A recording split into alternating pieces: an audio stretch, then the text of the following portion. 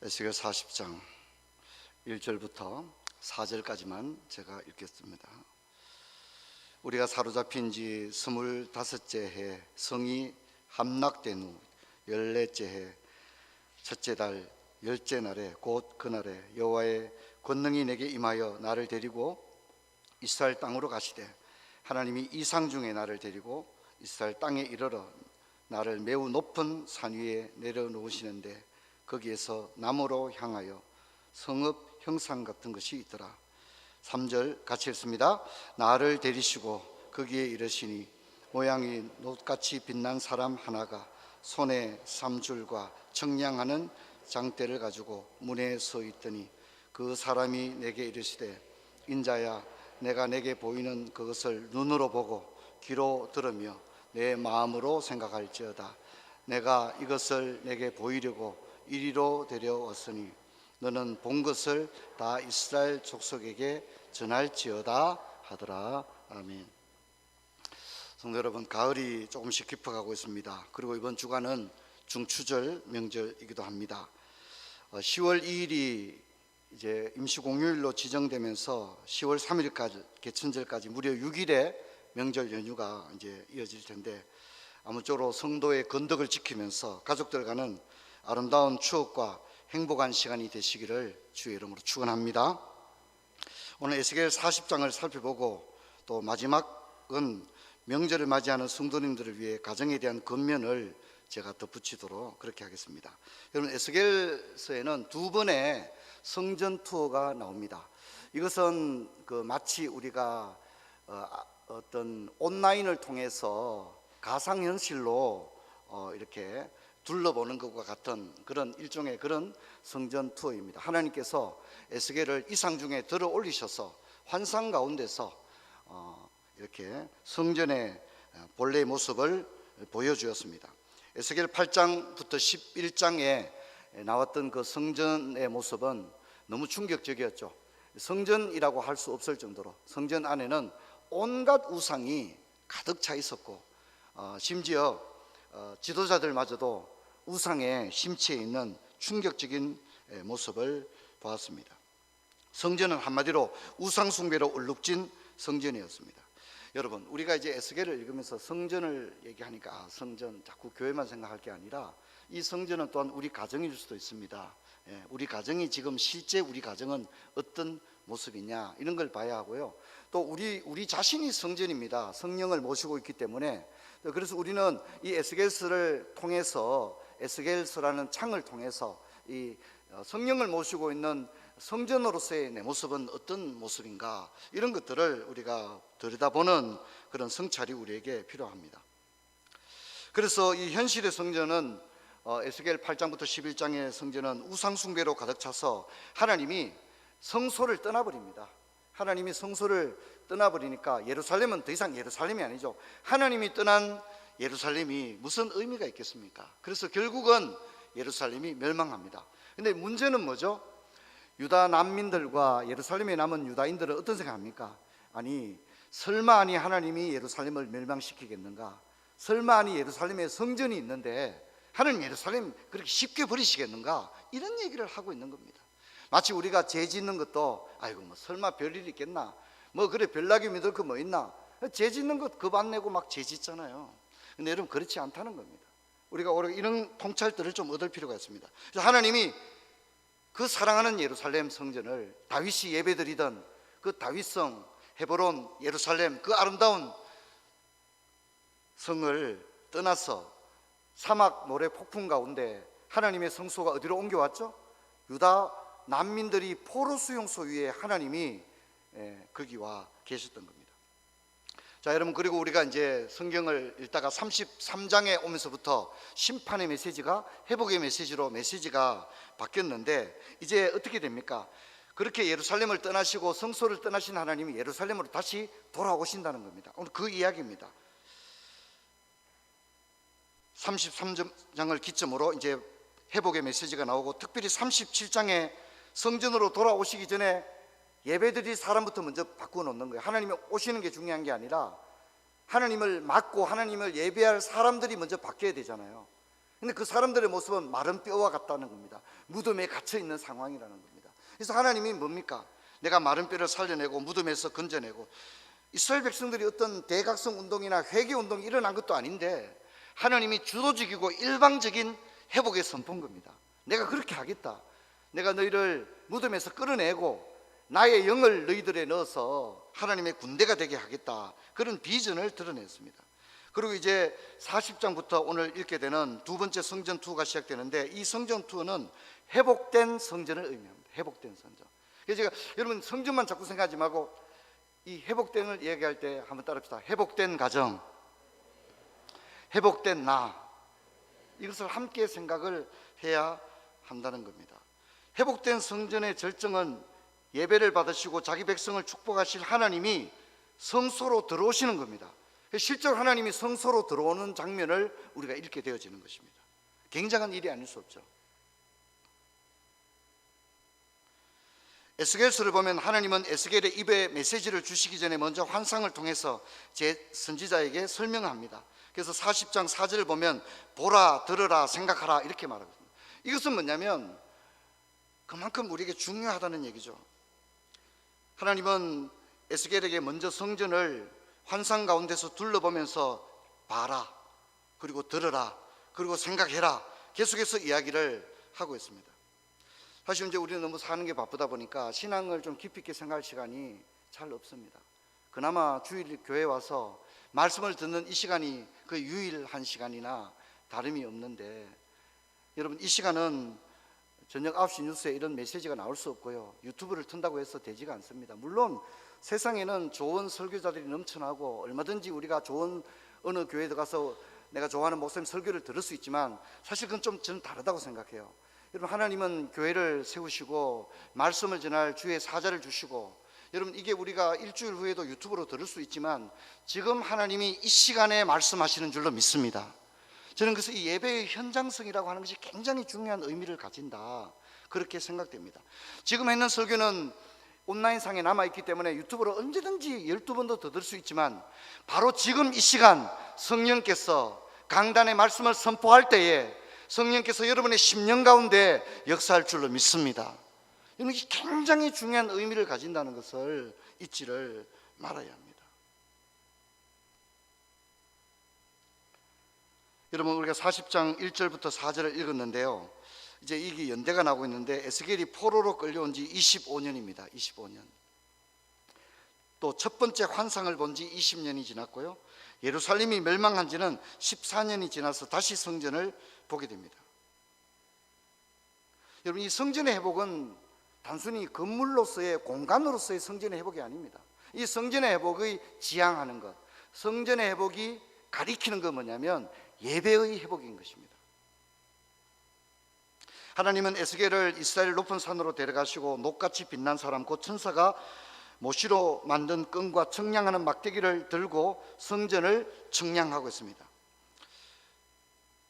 여러분 이 성전 투어는 40장에만 나오는 게 아니라 40장부터 44장까지 나갑니다.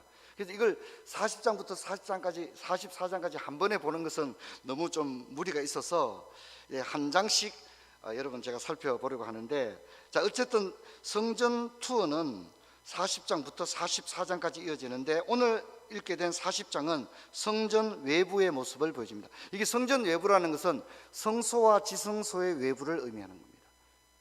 그리고 이제 41장은 성전 내부를 보게 되는데 지성소와 성소 부분을 보게 되는데, 이제 천사는 지성소 안으로 들어갔지만 에스겔은 지성소 안으로는 못 들어갑니다. 바깥에서 보게 되어집니다. 그리고 42장은 제사장의 방을 보여주고 43장은 하나님이 드디어 동쪽 문으로 성전으로 직접 들어오시게 되어집니다. 그리고 44장을 보게 되면 자 보세요. 처음에는 예배드릴 백성을 마른 뼈를 살리고 무덤에서 끌어내셨지 않습니까? 그리고 성전을 새롭게 하시고 마지막에 뭘 하느냐, 제사장을 새롭게 한다는 겁니다. 제사장을 말씀을 인도하고 설교하고 교회를 이끌어갈 리더십들을 새롭게 하는 것을 보고, 마지막 단계 한 게 뭐냐면 지도자들을 새롭게 하더라, 리더십들을 새롭게 하더라, 그렇게 이야기합니다. 그래서 우리가 40장부터 44장을 한 장씩 좀 천천히 가면서 살펴보게 될 것입니다. 그래서 우리가 이 지도를 한번 볼 텐데요. 이제 이 지도를 이제 계속해서 봐야 됩니다.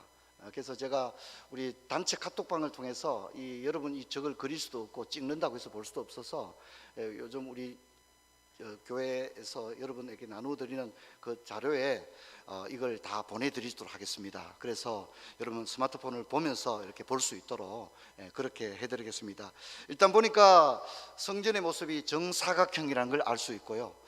청량한 크기가 나오는데 정량한 크기는 250 곱하기 250 제곱미터입니다. 쉽게 말하면 축구장 6개 정도의 크기입니다. 굉장히 큰 성전이다. 축구장 6개 이렇게 생각을 하시면 됩니다. 굉장히 큰 성전입니다.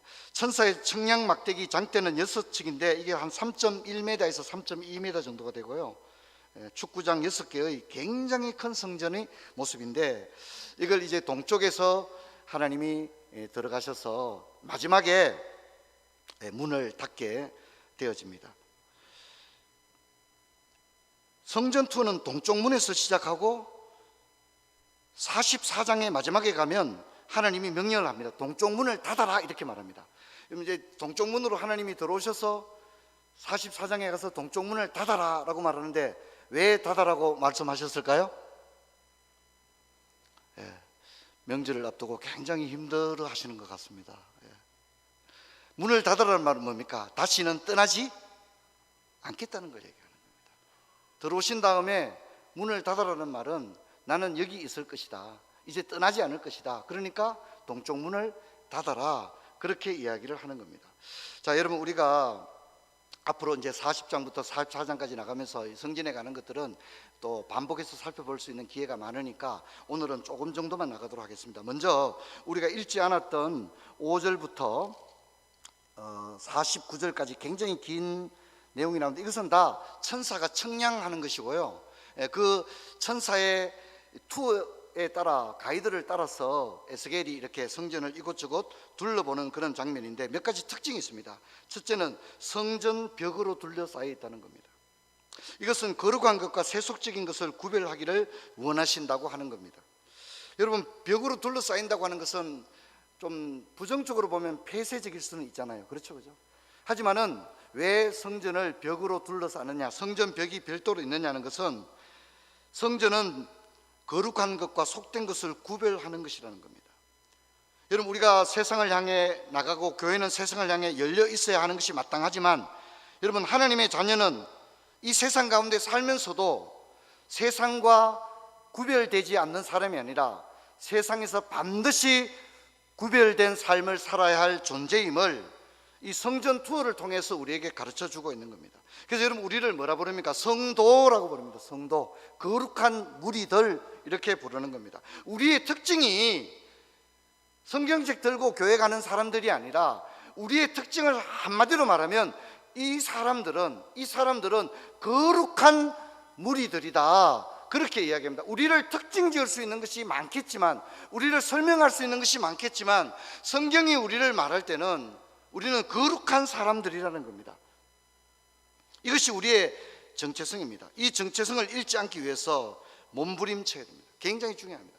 신앙생활 오래 하다 보면 이런 긴장감이 흐트러집니다. 그래서 문제가 생기는 겁니다.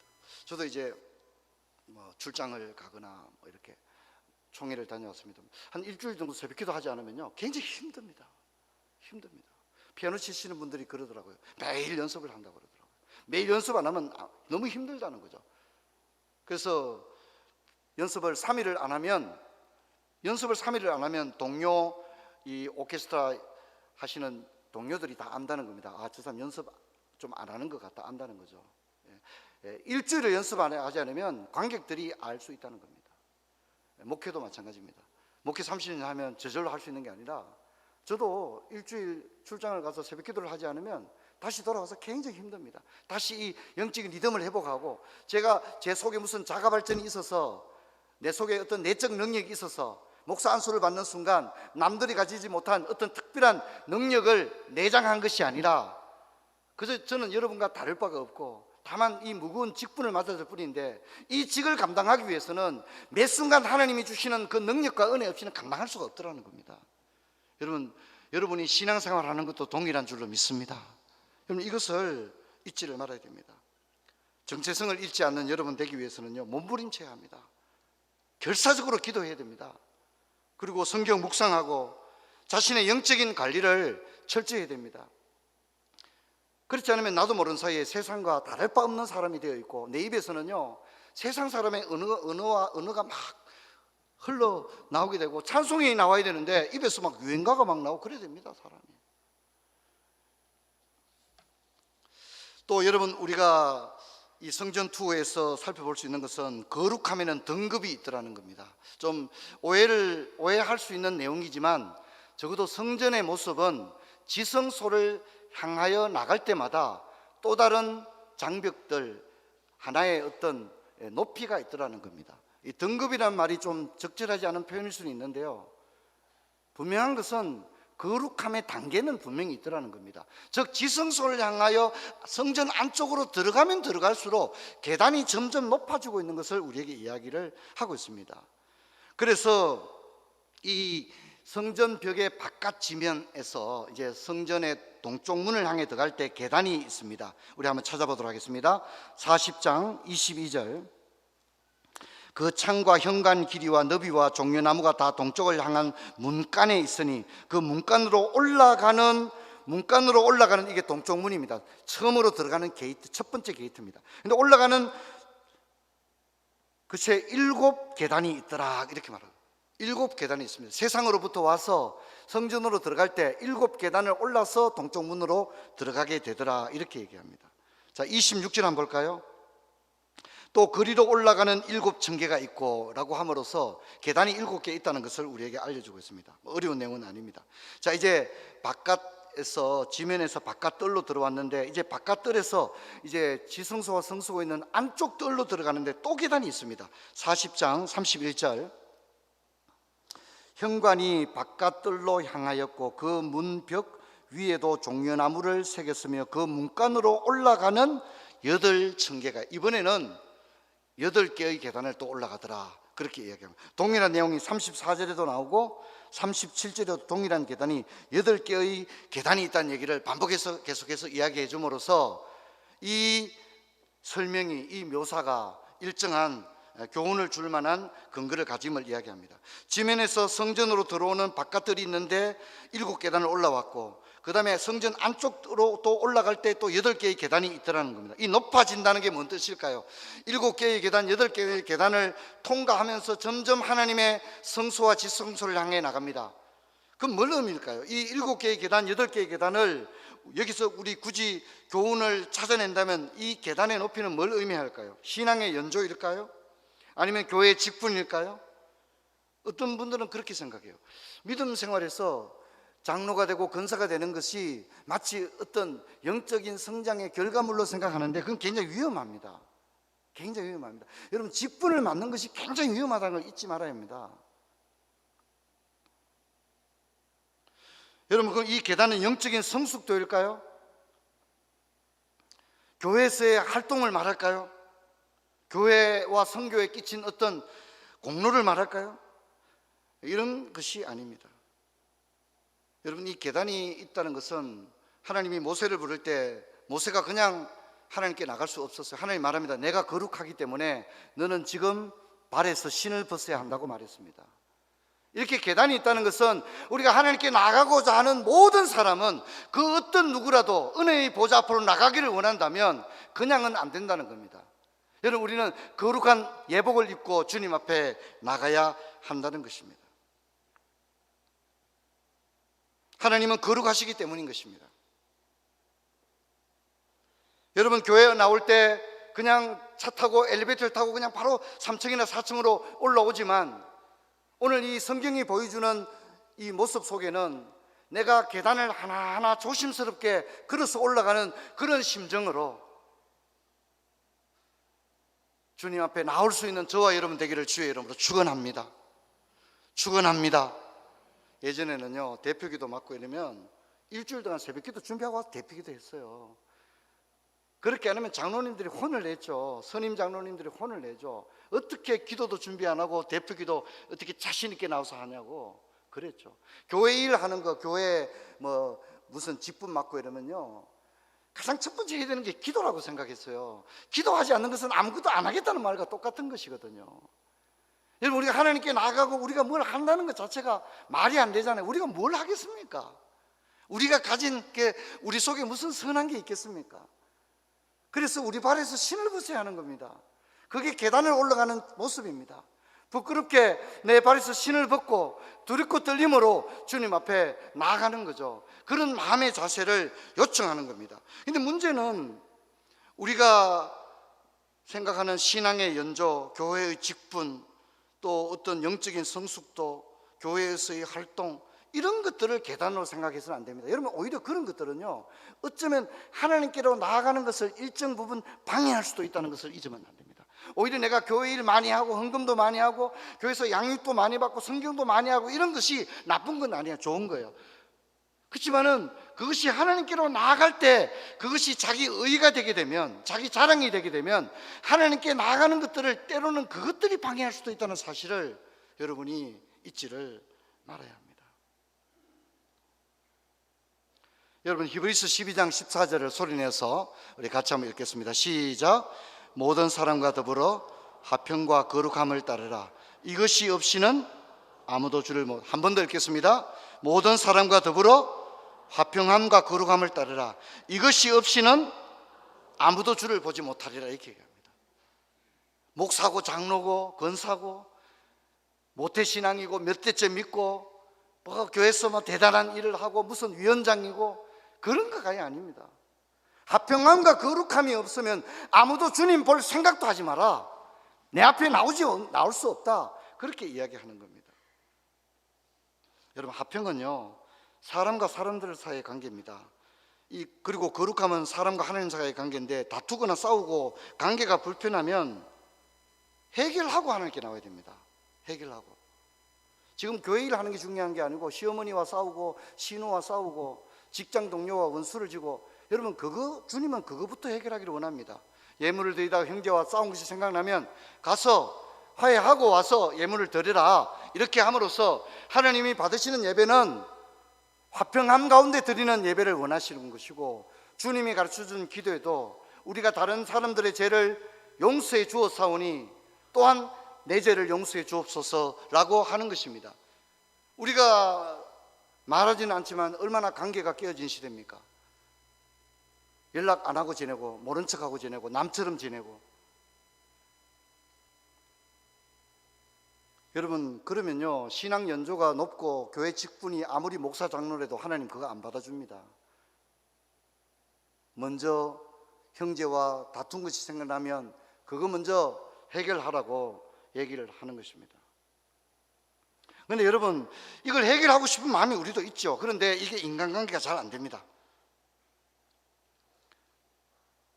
여러분, 우리가 화목에 있는 방법은요, 하나밖에 없습니다.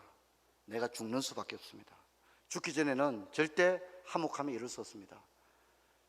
시댁 식구들과 혹은 배우자들과 부모 자식 간에, 형제 동기들 간에, 직장 동료들 간에 아주 원하지 않는 그런 갈등의 문제가 있을 때 이걸 어떻게 해결합니까? 여러분, 이 해결하는 방법은 없어요. 해결하는 방법은 내가 죽는 거예요. 내가 죽을 때 살아나게 될 줄로 믿습니다. 다른 방법은 없습니다. 내가 죽어야만 하는 것입니다. 용서와 희생, 관용입니다. 무슨 합당한 이유가 있어서가 아니라 그저 무조건적으로 용서해야 됩니다. 내가 손해보고 내가 낮추고 내가 차라리 이상한 사람이 되는 한이 있더라도 내가 죽는 것 외에는, 관계에서 내가 죽지 않는 한 관계는 해결이 안 됩니다. 그리고 우리는 너그러워야 됩니다. 그리고 오래 기다려줘야 됩니다. 때로는 답답하고 화가 나고 병이 날 지경이 되지만 그렇게 해야 됩니다. 주님이 그렇게 하고 그렇게 하지 않는다면 내 얼굴 볼 생각하지 마라. 아무도 주를 보지 못하리라. 그렇게 얘기를 합니다. 영상을 한번 본 다음에 조금 말씀을 좀. 우리는 화평함은 생각도 안 하고 자꾸 거룩함만 추구하는 분. 거룩함이 좋은 거죠. 거룩함이 나쁜 건 아닙니다. 거룩해야죠. 근데 화평은 내팽개쳐놓고 사람들과의 관계는 다 깨어지고 연락 안 하고 지내고 모른 척하고 그러면서 그러면 40일 새벽기도 12번 하면 뭐 하겠습니까? 거룩함과 화평함을 따르라고 한 게 아니라 뭘 먼저 하라고요? 화평함과 거룩함을 따르라, 그렇게 이야기하는 거예요. 여러분, 이번에 명절입니다. 6일 동안의 명절입니다. 어떤 분은 여행을 다녀올 것입니다. 6일은요 어마어마한 시간입니다. 하나님은 6일 만에 세상을 창조하셨어요. 저는 이번 6일이 가정이 다시 창조되는 6일이 되기를 축원합니다. 축원합니다. 여러분, 우리가 가장 아껴야 될 분은 하나님이고요, 인간관계 속에서 첫 번째는요 배우자입니다. 배우자를 우습게 알고, 배우자를 함부로 대하고, 배우자를 무시하고, 배우자 속상하게 하고, 배우자의 눈에 눈물 나게 하고, 배우자의 가슴에 대못을 받고, 저는 그런 사람은 정상적인 사람이 아니라고 생각합니다. 그런 사람이 진짜 그게 진짜 건강한 하나님의 사람의 모습일까? 저는 그렇게 생각할 수 없다고 생각해요. 아프리카 아이들을 위해서 우물을 파주기 전에 여러분, 배우자를 사랑하시기를 축원합니다. 축원합니다. 그냥 말로만 아니라 사랑해야 합니다. 여러분, 배우자는요 곧 우리 자신입니다. 성경은 둘이 하나라고 했습니다. 성경은요 배우자에게 최상의 사랑을 할 것을 교훈했습니다. 여러분, 이 사랑은요 하나님 수준의 사랑, 천상의 사랑, 그리스도가 피 흘리기까지 하신 사랑을 자기 아내에게 하고, 아내는 자기 남편에게 복종하라, 그렇게 했습니다. 아내를 사랑하셔야 합니다. 이번 명절에 아내를 위해서, 또 남편을 위해서 봉사하십시오. 그리고 우리가 돌보아야 되고 아껴줄 대상은 자식들입니다. 자식들은 하나님이 우리에게 맡겼습니다. 내가 낳은 게 아니라 하나님이 우리에게 맡기신 겁니다. 우리가 돌봐주고 아껴줘야 됩니다. 이긴 자매님은 자기 아이들, 딸 둘을 참 키우고 싶다고, 커서 애들이 사람 노릇할 때까지만 내가 키워주고 싶고, 그런 바람을 얘기하잖아요. 저는 저 자매님의 그 모습에서 하나님의 모습을 봅니다. 여러분, 우리가 거룩한 거 얘기하면 자꾸 플라톤적으로 대단한 그런 게 아닙니다. 자식을 사랑하고 가족을 사랑하는 것이 가장 사랑의 최고인 줄로 믿습니다. 그게 안 되는데 우리가 뭘 하겠습니까? 그것도 못하면서 그걸 해야 되는 겁니다. 아이들에게 필요한 건 돈이 아니라 사랑입니다. 이해와 기다려주는 건 믿어주는 겁니다. 아이들을 인격적으로 대해야 됩니다. 그래야 인격적으로 자랍니다. 아무쪼록 이번 연휴 6일이 가정이 재창조되는 그런 은혜의 시간이 되기를 주의 이름으로 축원합니다. 화평함이 있을 때 저절로 또 거룩으로 나가게 되어집니다.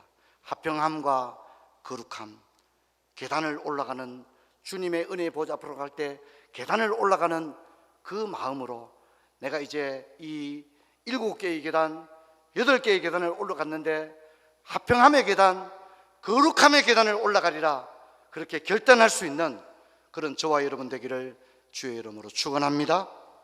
자리에서 일어나시겠습니다.